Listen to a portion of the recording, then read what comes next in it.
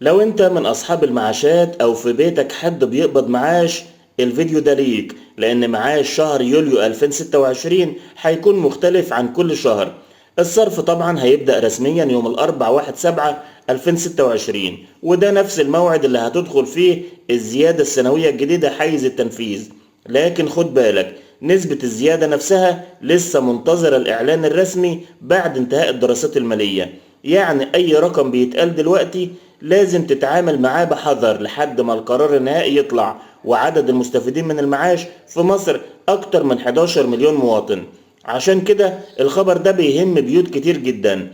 الصرف هيكون من البريد ومن البنوك ومن ماكينات الصراف الآلي وفوري والمحافظ الإلكترونية. ولو عاوز تستعلم ادخل على موقع التأمينات واختار صاحب معاش ثم الخدمات التأمينية واكتب الرقم القومي.